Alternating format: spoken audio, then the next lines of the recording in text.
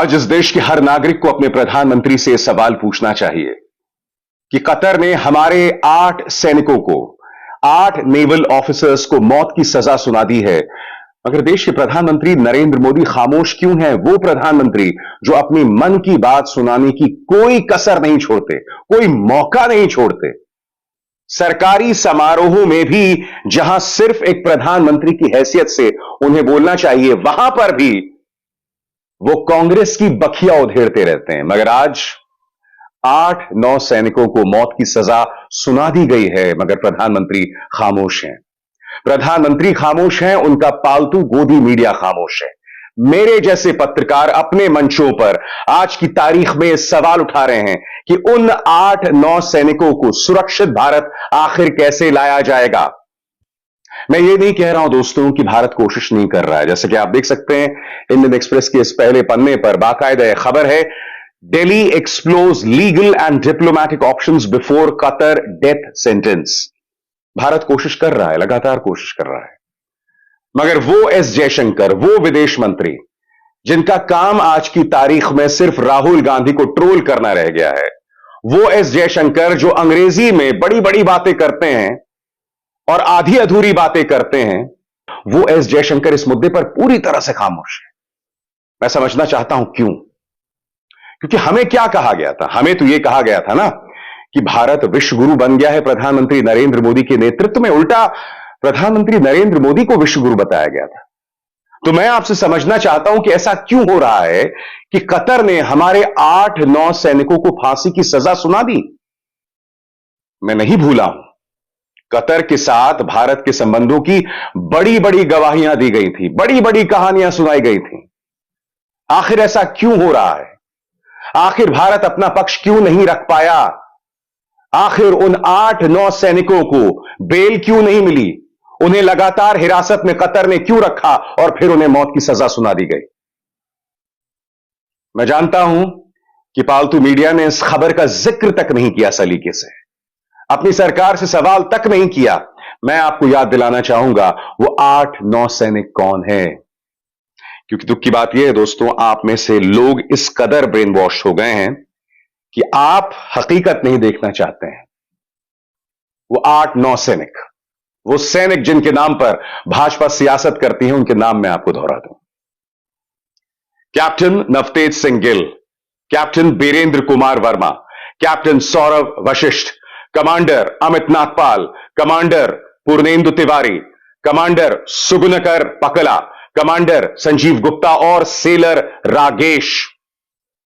ये वो तमाम लोग हैं दोस्तों जिन्हें मौत की सजा सुनाई गई है, और गोदी मीडिया का कोई पालतू आपको इस खबर के बारे में नहीं बता रहा है। मैं आपसे सवाल पूछना चाहता हूं, आज की तारीख में क्या इससे कोई बड़ी खबर है? आखिर इस खबर को आपसे दूर क्यों रखा जा रहा है? क्यों अब भी, जी हां, कल शाम को प्राइम टाइम में गोदी मीडिया अब भी प्रधानमंत्री का गुणगान कर रही है, उन्हें विश्व गुरु बता रही है। आज हम कुछ कठिन सवाल पूछेंगे दोस्तों, और उन सवालों के जवाब भाजपा सरकार को देने पड़ेंगे। मैं आपको बतलाना चाहूंगा, कांग्रेस ने इस पर उग्र तेवर अपनाए हैं। सुप्रिया श्रीनेत का बयान आपके स्क्रीन पर। सुप्रिया श्रीनेत क्या कह रही है, मैं आपको पढ़ के सुनाना चाहता हूं। कतर में 8 पूर्व नौसेना के अधिकारियों को मौत की सजा सुनाई गई। इनमें से कोई प्रेसिडेंट मेडल विजेता है तो कोई ऑपरेशनल कमांडर। सारा देश दुखी और परेशान है। सरकार कहती है वो स्तब्ध है, पर वो स्तब्ध क्यों है? अगस्त 2022 से ये अधिकारी कतर जेल में है, इन पर मुकदमा चल रहा है। सरकार दरअसल कर क्या रही है? सुप्रिया श्रीनेत प्रधानमंत्री नरेंद्र मोदी से सीधे क्या सवाल कर रही हैं, आइए सुनते हैं। भारत की नौसेना के 8 पूर्व अधिकारियों को कतर में सजाए मौत सुनाई गई है। सजाए मौत का ऐलान हुआ है। ये देश स्तब्ध है, पीड़ा में है, दुखी है, परेशान है। मोदी सरकार का कहना है कि वो स्तब्ध और शॉक्ड है, पर वो शॉक्ड कैसे है? अगस्त 2022 से ये 8 नौसेना के पूर्व अधिकारी कतर की जेलों में हैं। उन पर मुकदमा चल रहा है जिसके चार्जेस, जिसका आरोप तक सार्वजनिक नहीं किया गया है, और ऐसी आशंका थी कि ऐसा कुछ हो सकता है। तो सरकार हाथ पे हाथ धरे क्यों बैठी रही? सरकार ने चिंताओं की, सरकार ने शिकायतों की, सरकार ने सवालों की अवमानना क्यों की? हम आज इस कगार पर कैसे पहुंच गए कि हमारे 8 नौसेना के पूर्व अधिकारी मौत की सजा का सामना कर रहे हैं। और इस दौरान जब सरकार हाथ पे हाथ धरे बैठी रही तो कतर और इंडिया ने अपनी 50वीं डिप्लोमेटिक वर्षगांठ मनाई। इस दौरान प्रधानमंत्री मोदी ने कतर को फीफा वर्ल्ड कप की बधाई दी। इस दौरान प्रधानमंत्री ने कतर के शासक को यहां पर बुलाकर उनका खूब स्वागत सम्मान किया G20 में। तो उनसे 8 पूर्व नौसेना के अधिकारियों के जीवन की, उनकी सुरक्षा की बात क्यों नहीं की गई? सोचिए क्या बीत रही होगी उनके परिवारों पर और शुभचिंतकों पर। और सरकार ने न सिर्फ उनके परिवारों की या एक्स सर्विसमैन लीग की अवमानना करी, पर सरकार ने नजरअंदाज किया विपक्ष के सवालों को। और आज उसका नतीजा है कि हम इस कगार पर आ पहुंचे हैं। लगातार कांग्रेस पार्टी के सांसदों ने, हमारे अध्यक्ष ने इस मामले को सदन में भी उठाया और सरकार से जवाब मांगा कि हम लोग क्या कर रहे हैं, हम क्या कार्रवाई कर रहे हैं कि 8 पूर्व नौसेना के अधिकारी सुरक्षित वापस घर लौटे। और तब सरकार ने इसकी अवमानना करी। आज वो मुकाम पर हम आ गए हैं जब सरकार को वो हर प्रयास करना पड़ेगा जो सुनिश्चित करे कि हमारी नौसेना के पूर्व अधिकारी वापस अपने घर सुरक्षित लौटे। बड़ी बड़ी लच्छेदार बातें करना और राष्ट्रवाद पर ज्ञान देना एक बात है, लेकिन सेना के, नौसेना के, एयरफोर्स के किसी भी जाबाज के शौर्य और पराक्रम का सही सम्मान तब है जब उनकी सुरक्षा हम सुनिश्चित कर सके। तो आज वो हर संभव प्रयास करना पड़ेगा सरकार को, जिससे ये 8 नौसेना के पूर्व अधिकारी सुरक्षित वापस अपने घर लौटे। चाहे वो डिप्लोमेटिक लेवल पर हो, चाहे वो राष्ट्राध्यक्षों को बात करनी पड़े, लेकिन जरूरी है कि इनकी वापसी और सुरक्षित वापसी सुनिश्चित की जा सके। और ये सवाल सिर्फ विपक्ष को नहीं करना चाहिए, ये सवाल कायदे से मीडिया को करना चाहिए। मगर मीडिया क्या कर रहा है मैं आपको पढ़ के सुनाना चाहता हूं। तिहाड़ जेल में पत्रकारिता का नाम रोशन करने वाले पत्रकार क्या कह रहा है। आजकल चर्चा है कि भारत के युवाओं को एक सप्ताह में 70 घंटे काम करना चाहिए। क्या आप जानते हैं प्रधानमंत्री नरेंद्र मोदी एक सप्ताह में 125 घंटे काम करते हैं। उनकी आज की दिनचर्या देखिए, जिसमें टेक्नोलॉजी है, आध्यात्म है, धर्म है और सेवा है और गवर्नेंस है। यह हालत है आज तक न्यूज चैनल की। अब मैं आपको बताता हूं मुकेश अंबानी का न्यूज चैनल का एक चाटुकार। मोदी मेक्स इट मुमकिन, टेक सेवा टू स्पिरिचुअलिटी एंड गवर्नेंस। आपने देखा दोस्तों, एक टूल किट जारी हो गई है, सब उसी भाषा का इस्तेमाल कर रहे हैं, चाहे वो आज तक का एंकर हो या मुकेश अंबानी के न्यूज चैनल का पत्रकार। टेक, सेवा, धर्म, मोदी 125 घंटे काम कर रहे हैं। प्रधानमंत्री नरेंद्र मोदी से मेरा एक सवाल, प्रधानमंत्री जब कोई भारत की टीम वर्ल्ड कप में मैच जीतता है, हर मैच के बाद आप उन्हें बधाई देते हैं, मगर कतर के मुद्दे पर आप खामोश हैं। मैं समझना चाहता हूं क्यों, कुछ कहिए।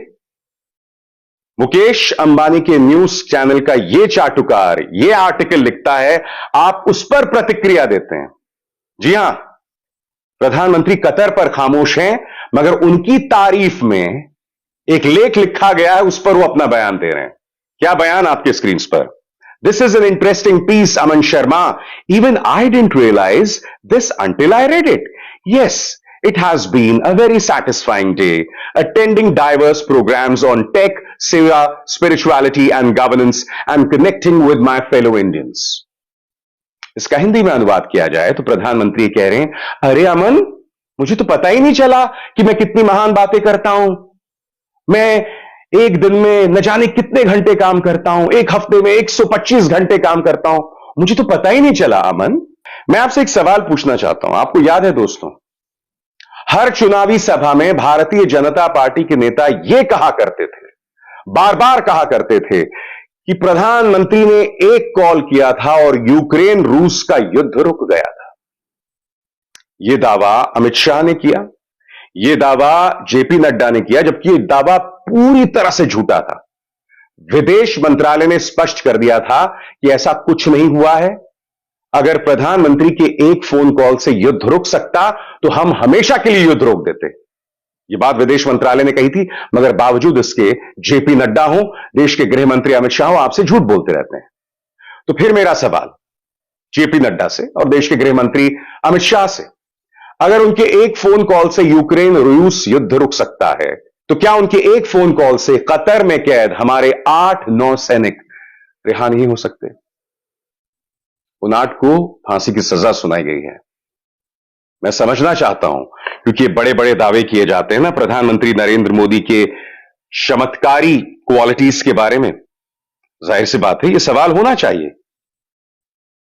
आज की तारीख में देश के विदेश मंत्री एस जयशंकर, जो एक ग्लोरिफाइड ट्रोल है, वो कटघरे में यह दावा कि प्रधानमंत्री नरेंद्र मोदी विश्व गुरु हैं, यह बात कटघरे में है क्योंकि कतर में जो चल रहा है वो अपने आप में बहुत कुछ कहता है कि आखिर हम यहां तक क्यों पहुंचे। मुझे अब भी उम्मीद है दोस्तों कि वो 8-9 सैनिक फांसी से बचा लिए जाएंगे। मैं एक आशावादी हूं। मुझे इसलिए भी उम्मीद है कि मेरे जैसे चंद्र इक्का दुक्का पत्रकार उस मुद्दे पर कार्यक्रम कर रहे हैं, और आप भी जानते हो पत्रकार कौन है मेरे अलावा। और हमारा यह दबाव, हमारी यह मुहिम, मैं उम्मीद कर रहा हूं रंग लाएगी। मगर जिम्मेदारी इस सरकार की है। मैं देख रहा था दोस्तों, जी न्यूज यह कह रहा है कि यह सब हुआ है पाकिस्तान की वजह से। तो मैं समझना चाहता हूं कि कतर के साथ दोस्ती की तो बड़ी बड़ी बातें की जा रही थी ना। फीफा वर्ल्ड कप हुआ कतर में, प्रधानमंत्री ने बधाई दी। कतर के साथ मेरा बहुत पुराना रिश्ता है, इस तरह की बातें की जा रही थी। तो फिर पाकिस्तान वहां ताकतवर कैसे हो गया, मैं समझना चाहता हूं। अगर पाकिस्तान की वजह से हमारे 8-9 सैनिकों को फांसी दी जा रही है, तो यह तो भारत की विदेश नीति की हार है ना, कि कतर जैसे देश में पाकिस्तान मजबूत हो रहा है। और अगर हो रहा है पाकिस्तान वहां मजबूत, तो क्यों हो रहा है? क्या इसमें हमारे अपने नेताओं का योगदान तो नहीं है? कहीं इसमें गोदी मीडिया का योगदान तो नहीं है, जो आए दिन रोज जहर उगलता रहता है? क्या मुझे आपको बतलाने की जरूरत है कि गोदी मीडिया में किस तरह के जहरीले कार्यक्रम चलाए जाते हैं मुसलमानों के खिलाफ? क्या मुझे आपको बतलाने की जरूरत है कि नुपुर शर्मा ने भारत के लिए, भारतीय जनता पार्टी के लिए अंतर्राष्ट्रीय तौर पर हजरत मोहम्मद साहब के बारे में आपत्तिजनक बात कह के किस तरह से शर्मिंदगी बरपाई थी पूरे देश पर? और आज भी कई लोग नुपुर शर्मा को डिफेंड करते हैं। भाजपा को शर्मिंदगी की वजह से नुपुर शर्मा को बाहर का रास्ता दिखलाना पड़ा था। और बात नुपुर शर्मा तक रुके तो बात समझ आती है। गिरिराज सिंह केंद्र में मंत्री सांसद क्या बयान दे रहे हैं, मैं पढ़ के सुनाना चाहता हूं आपको। इस तरह के बयानात जब मध्य पूर्व के देशों में पहुंचते हैं ना, तो इससे भारत की साख खराब होती है। क्या कहा है महानुभव ने, पढ़ के सुनाना चाहता हूं। सभी मुसलमान पाकिस्तान चले जाते तो भारत की दुर्दशा नहीं होती, यह बात कह रहे हैं गिरिराज सिंह। अब आप मुझे बताइए, मुसलमानों के बारे में इस व्यक्ति की यह राय है, तो आप क्या सोचते हैं? कतर भारत के प्रति हमदर्दी जतलाएगा? और अगर कतर पाकिस्तान के पाले में जा रहा है, या पाकिस्तान की बात सुन रहा है, जैसा कि जी न्यूज दावा कर रहा था, तो भारत के नेता तो मदद कर रहे हैं ना। ये वही गिरिराज सिंह है, याद कीजिए 2014 में इन्होंने कहा था कि अगर आप प्रधानमंत्री की आलोचना करेंगे तो आप पाकिस्तान चले जाइए। यानी कि ये व्यक्ति डी फैक्टो पाकिस्तान के पर्यटन मंत्री का काम कर रहा है। अब ये कह रहा है कि भाई अगर मुसलमान पाकिस्तान चले जाते तो ये दुर्दशा नहीं होती। आपकी सोच भारत की दुर्दशा का कारण बन रही है मिस्टर गिरिराज सिंह। आपकी सोच की वजह से देश की अंतर्राष्ट्रीय तौर पर हानि होती है, देश को नुकसान होता है, लगातार होता है। सबसे बड़ी बात, और फिर मैं आना चाहूंगा उस मुद्दे पर, प्रधानमंत्री खामोश क्यों हैं? कहा गया विश्व गुरु होने का दावा? ये दोस्तों हो क्या रहा है ना, पोल तो हर तरफ खुल रही है। मालदीव्स में मैं आपको बताना चाहता हूं सत्ता परिवर्तन हो रहा है और नए राष्ट्रपति आ रहे हैं। और आप जानते हैं उन्होंने क्या बयान दिया? आपकी स्क्रीन पर कल ही का बयान है। Indian troops need to leave Maldives, says incoming president. आने वाले राष्ट्रपति ने कहा है कि भारतीय सेना को मालदीव्स तुरंत खाली करना चाहिए। प्रेसिडेंट इलेक्ट का नाम है मोहम्मद मुइज्जू, और इस वक्त मालदीव्स में भारत और चीन के बीच में एक जंग चल रही है कि मालदीव्स पर किसका दबदबा हो।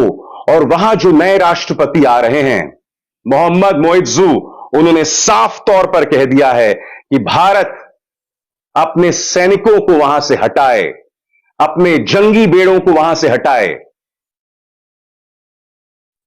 अब मैं आपसे सवाल पूछना चाहता हूं, अगर भारत विश्व गुरु बन रहा है तो मालदीव्स में वो चीन के हाथों क्यों हार रहा है? यह सवाल होना चाहिए ना। विश्व गुरु का जो दावा किया जाता है, आपके सामने मिसाल कतर की है। 8-9 सैनिकों को फांसी की सजा सुनाया जाना कोई आम बात नहीं है। मालदीव्स अगर हमसे कह रहा है कि भाई अपने सैनिकों को आप हटाइए यहां से, तो यह विश्व गुरु के निशानात नहीं है, यह उसके तेवर नहीं है। मगर गोदी मीडिया किस तरह का कचरा चलाता है वो आप जानते हैं। आपको एक और चीज याद दिलाना चाहूंगा दोस्तों। आपको याद है आज से कई महीनों पहले केरल के पालक्कड़ में एक गर्भवती हथनी की मौत हो गई थी, और उस वक्त मैं नहीं भूला हूं, पूरे गोदी मीडिया ने राहुल गांधी से सवाल किया था। ये देखिए, अमर उजाला, गर्भवती हथनी की हत्या पर सियासी उबाल, स्मृति ईरानी ने राहुल को घेरा। एबीपी न्यूज, राहुल गांधी उसी इलाके से हैं, उन्होंने कोई एक्शन क्यों नहीं लिया? Smriti Irani launches attack against Rahul Gandhi over elephant killing. फिर ये देखिए इंडिया टीवी, केरल में हथनी की मौत पर सियासत, मेनका गांधी ने पूछा राहुल गांधी ने कोई एक्शन क्यों नहीं लिया? यहां पर भी टूल किट है। मगर आप कहेंगे कि भाई मैं केरल की बात क्यों करने लगा, मैं तो बात कतर की कर रहा था, मैं तो विश्व गुरु मोदी जी की बात कर रहा था। तो मैं आपको बताता हूं मैं ऐसा क्यों कह रहा हूं। क्योंकि जब एक गर्भवती हथनी की मौत होती है तब राहुल गांधी से सवाल किया जाता है, मगर जब हमारे 8-9 सैनिक वो इस वक्त मौत की तरफ देख रहे हैं, उस पर कोई बात नहीं कर रहा है। इंडियन एक्सप्रेस की खबर कहती है, किन shattered but not losing hope, friends and veterans. उनके परिवार पूरी तरह से हिल चुके हैं। वो 8-9 सैनिक जिनके नाम मैंने अभी अभी आपके सामने पढ़े, परिवार पूरी तरह से हिल गया है, मगर उम्मीद का दामन नहीं खो रहा है। हमें अपनी सरकार को कटघरे में रखना पड़ेगा, सवाल उठाना पड़ेगा। भारतीय जनता पार्टी के नेताओं को गैर जिम्मेदाराना बयान देना बंद करना पड़ेगा, वो बयानात जिससे अंतर्राष्ट्रीय तौर पर भारत को नुकसान पहुंचता है। तुम्हें लगता है मुसलमानों को गाली देकर यहां पर तुम्हें वोट मिल सकते हैं, मगर नुकसान कौन भुगत रहा है बताओ ना? वो जो 8-9 सैनिक हैं, क्या धर्म है उनका बताओ? कितने मुसलमान हैं उनमें? कैप्टन नवतेज सिंह गिल सिख, वीरेंद्र कुमार वर्मा हिंदू, सौरभ वशिष्ठ हिंदू, अमित नागपाल हिंदू, पूर्णेंदु तिवारी हिंदू, सुगुनकर पकला हिंदू, संजीव गुप्ता हिंदू, रागेश हिंदू। 8 में से 7 हिंदू, 1 सिख। बताइए ना, मुसलमानों को गाली दे देकर क्या हासिल कर लिया आपने? एक पॉलिटिकल पार्टी का वोट कैचर बनकर रह गए हैं आप, मगर देश का जो नुकसान इंटरनेशनली हो रहा है उसकी जवाबदेही तो तय होनी चाहिए। होनी चाहिए कि नहीं होनी चाहिए? आवाज उठनी चाहिए कि नहीं उठनी चाहिए उन 8-9 सैनिकों के लिए कि उन्हें घर वापस लाइए, सवाल उठाइए। विश्व गुरु का डंका मत पीटिए, क्योंकि वो नारा खोखला है। G20 का अध्यक्ष अगर भारत बन गया तो विश्व गुरु नहीं बना है। इससे पहले एक अन्य देश था और अब दूसरा देश विश्व गुरु बनने वाला है, यानी कि G20 का अध्यक्ष बनने वाला है। तो कोई बहुत बड़ी बात नहीं है। मुद्दे पर आइए, और मुद्दा कतर है, उससे बचिए मत। बताइए, क्या इस देश का नागरिक होने के नाते आप ये मुद्दा उठाएंगे या नहीं उठाएंगे? उम्मीद कम है मुझे, मगर मैं उम्मीद करता हूं कि कम से कम उन सैनिकों के लिए जिनके नाम पर आप और हम ढोल नगाड़ा पीटते हैं, कम से कम उनकी बात हम करेंगे। अभिसार शर्मा को दीजिए इजाजत। नमस्कार।